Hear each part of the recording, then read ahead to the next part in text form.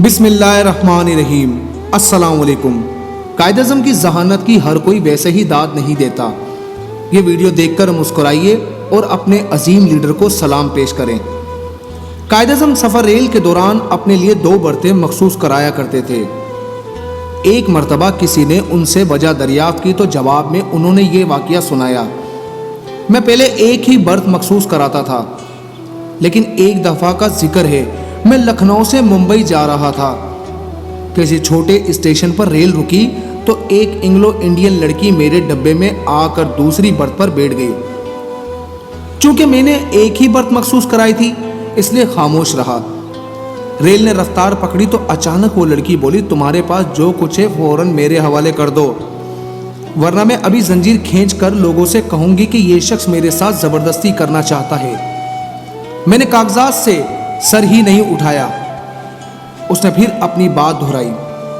میں پھر خاموش رہا۔ آخر تنگ آ کر اس نے مجھے جھنجھوڑا تو میں نے سر اٹھایا اور اشارے سے کہا: میں بہرا ہوں، مجھے کچھ سنائی نہیں دیتا، جو کچھ کہنا ہے لکھ کر دو۔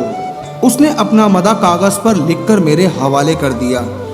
میں نے فوراً زنجیر کھینچ دی اور اسے ماں تحریر ریلوے حکام کے حوالے کر دیا۔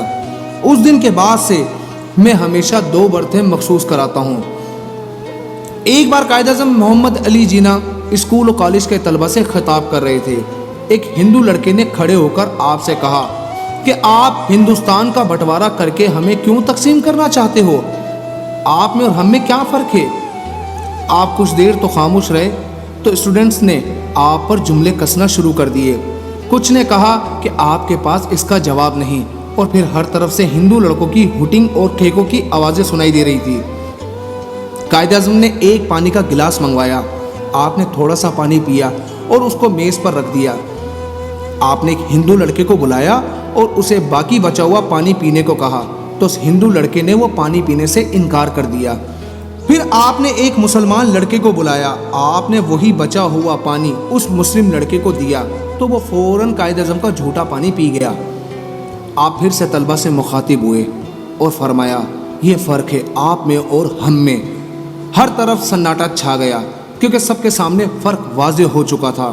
محمد علی جناح نے کبھی کسی کو گالی نہ دی اور نہ کبھی آپ نے بد اخلاقی کی۔ آپ اپنی بات اس قدر ٹھوس دلائل سے پیش کرتے تھے کہ بڑے بڑے منہ میں انگلیاں دبا لیتے اور آپ کے سامنے لاجواب ہو جاتے۔ قائد اعظم سے لوگوں کی محبت کا یہ عالم تھا کہ اگر کوئی آپ سے ہاتھ ملا لیتا تو وہ خوشی سے پھولا نہ سماتا اور سارے دن لوگوں کو بتاتا پھرتا کہ آج میں نے قائد اعظم سے ہاتھ ملایا ہے۔ قائد اعظم محمد علی جناح اتنی مخالفت کے باوجود ایک دن کے لیے بھی جیل نہیں گئے اور آج تک ایسے الفاظ اپنے منہ سے نہیں نکالے جن کے بعد یہ کہنا پڑے کہ میں اپنے الفاظ واپس لیتا ہوں۔ تو آج کا ویڈیو پیغام آپ کو کیسا لگا؟ کمنٹ باکس میں ہمیں اپنی رائے ضرور دیجیے گا، اور اگر اب تک آپ نے ہمارا یوٹیوب چینل سبسکرائب نہیں کیا تو ہمارے یوٹیوب چینل کو سبسکرائب کرنا مت بھولیے گا۔ السلام علیکم ورحمۃ اللہ وبرکاتہ۔